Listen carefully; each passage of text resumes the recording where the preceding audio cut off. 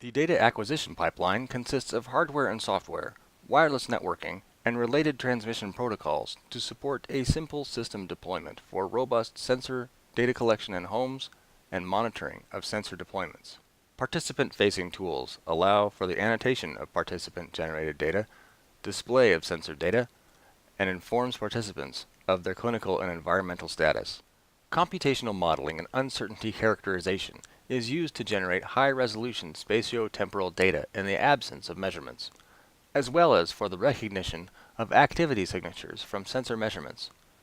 This also helps characterize the uncertainties associated with the collected or computed data. The Central Big Data Integration Platform is a standards-based, open-access infrastructure that integrates study-driven and public sensor data, biomedical information, and computationally modeled data, allowing for the characterization of uncertainties associated with these data. Researcher-facing platforms are tools and processes for researchers performing exposomic studies of a variety of experimental designs. Components of the data acquisition pipeline. So first we got kind of the three main components of our system. We have a couple of sensors. I'll go more into those soon. We have our gateway. That's what collects all the data from the sensors. And then these sensors are our Wi-Fi sensors, so we have the home access point that they connect to. So the gateway is kind of the center of the system. It's a Raspberry Pi computer, so a small little computer, and it has you can connect through Wi-Fi through the home access point. It also has Bluetooth support, and it can have Z-Wave and LoRa support as well. So those are all different wireless protocols for different types of sensors. So the gateway, on the gateway, we run an open source project called Home Assistant. And this Home Assistant project supports a lot of different components, some of them commercial. It actually has over 800 components to support, so we support like Wemo and Philips Hue light bulbs and just random things like that. And it can support Bluetooth sensors, so if you have a wearable that you want to integrate with the gateway, it can do that. Trying to think of what else. So basically any digital-based monitor, sensor, measurement device, that type of information can be ported into the gateway, integrated with this other data, and then sent up to a secure database for processing. Implementations of the participant-facing tools. So we have the data that gets sent from the gateway up to our server that's running in a database that's called InfluxDB, and it's a time series data, so perfect for this type of data that we're dealing with.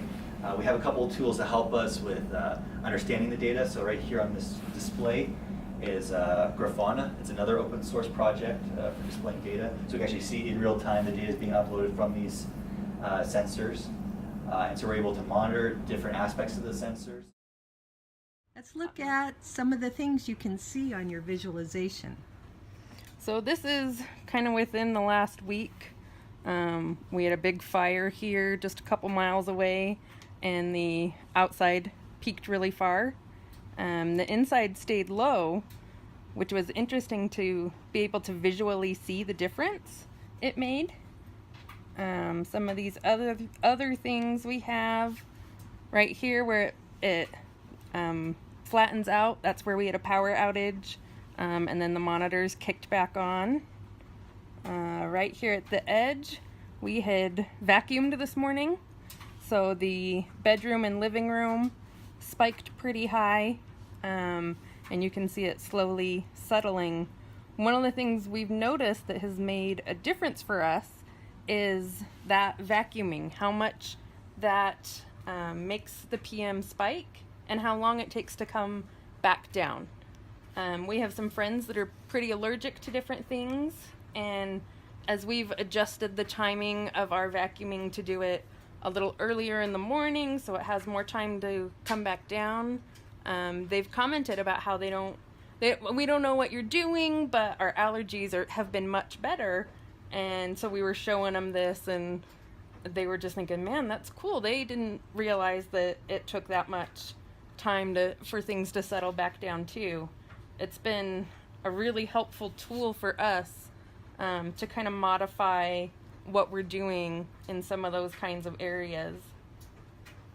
When air quality gets bad enough in a home, we have a peak detection algorithm. If there's a peak in the air quality, we will send a text notification to the user, and the user is able to respond to this text notification with what was going on in their home. These arrows down here is where I had already made an annotation from receiving the text. Here on the tablet, you can see this other big spike. We were vacuuming in the bedroom. You can just press and hold, and it'll come up. We just type in a quick note.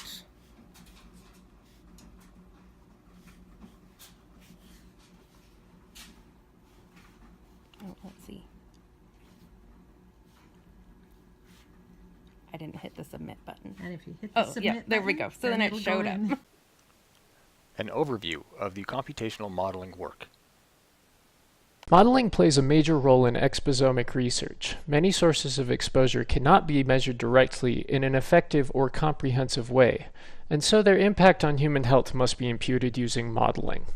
For example, in air quality research, complex regression models are used to estimate pollutant levels or population distributions at higher spatial resolutions than direct monitoring can offer.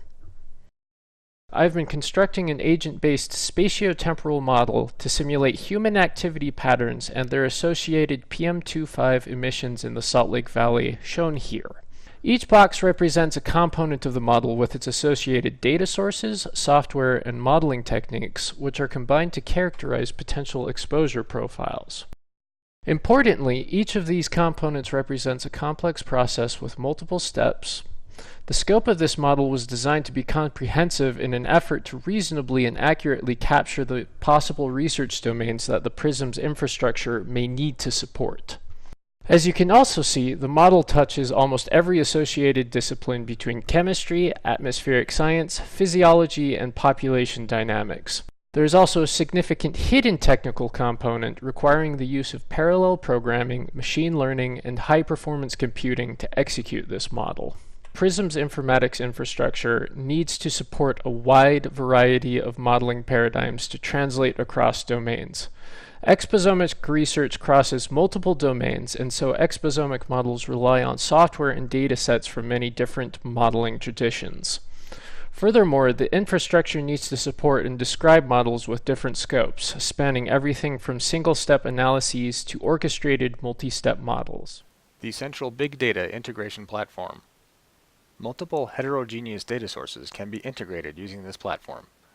Characterization of these data sources is done by capturing the metadata about the structure and the content of these data sources. The characterized data is captured as metadata, in this case captured in a metadata repository, here represented in OrientDB, where we use this metadata to map the events from the data sources to the central events, which will then be persisted in the central event document store. The metadata is then leveraged by the OpenFurther integration pipeline to transform the events from the data sources into the event document store.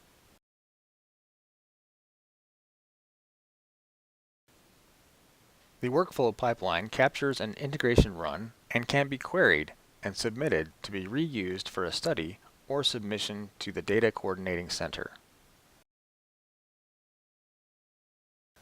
This integrated pipeline allows for the capture and reuse of sensor and clinical data for novel research purposes. So the event annotation is important because for twofold purposes. One is for certain clinicians, they may, let's say for a population, an asthmatic population, where they might think certain particular triggers may be contributing to worsening asthma symptoms. If they can identify, based on annotating a database, what the poor air quality events are that may be contributing to poor asthma outcomes, that may be useful. The other thing is as the sensor technology continues to be refined, we may be able to develop algorithms that are searching for we'll call it signatures, measurements that are highly correlated with a particular type of event. So we may be able to teach these systems what a cooking event is, what a cleaning event is, what a hobby event is, what a environmental tobacco smoke event is, what a fireplace burning event is. Yeah. So all of those things may have slightly unique environmental signatures. If we annotate enough of those, our belief is that we can have some confidence in naming them without a feedback loop. So that gives the potential for a non-intervention study involving these environmental sensors. Our main goal using these integrated tools is to enable parents and clinicians to help kids lead a healthy and active lifestyle.